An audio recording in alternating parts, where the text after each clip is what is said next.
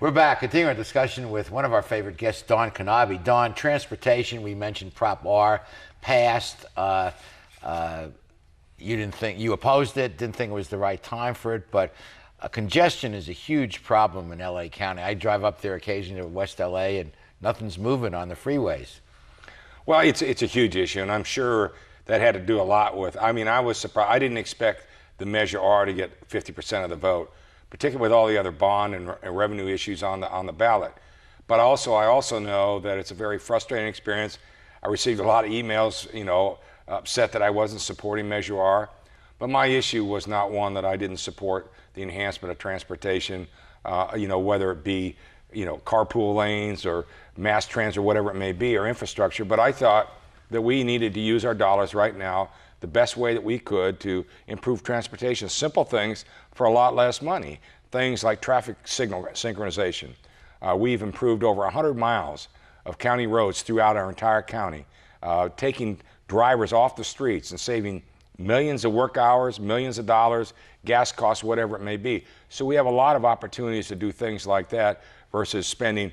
And I'm really convinced, and this is what concerned me about Measure R. It was thrown together at the last minute with some backroom deals, and I'm concerned that Long Beach isn't going to get their fair share, the South Bay isn't going to get their fair share, the Southeast is not going to get their fair share, and all that money is going to go into the subway to the sea.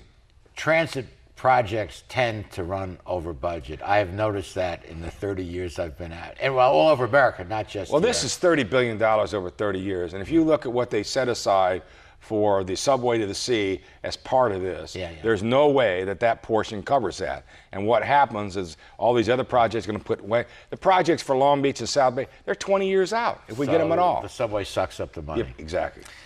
Public safety, I know, #1 priority to you. Give us a report card on the sheriffs. Well, I think, one of the things we've been able to do over the last several years, and we used some of our excess money to do this, that we didn't put into the rainy day fund, and that's to increase our sheriff's department by almost 1,000 deputies. We've had full training classes trying to enhance that activity. We've, opened the DNA, labs and doing all the different kinds of things that we need. There's a big backlog on that. A huge backlog. And we went in there with a new lab that we did in conjunction with LAPD and the state up at Cal State Los Angeles. But there's been a number of areas, whether it be Sheriff's Department, whether it be the Fire Department, whether it be our lifeguards, whether it be the District Attorney's Office, whatever it may be, that we're trying to enhance the level of public safety. We've got issues we need to deal with. The people need to feel safe. And whatever we need to do, we need to do it. I read somewhere that it's $200,000 per sheriff that's budgeted. Why is it so high? Well, I think when you get the cost of the car, the cost of the training, the cost of the equipment, and the cost of the deputy, their salaries, their overtime, whatever it may be, that's a contract service. That's basically what it runs, a little over $200,000 per new deputy. That's 24 hours a day, though. Great. Well, we have about a minute left, Don, and as you know, we're celebrating our 15th anniversary of Straight Talk, and we're very honored to have you here as one of our guests during our anniversary year. Well, Art, I have enjoyed absolutely every minute. I sat here petrified my first time in 1994, running for public office, running for county supervisor. But I think the one thing that this anniversary special is missing is no one's really had the opportunity to interview you.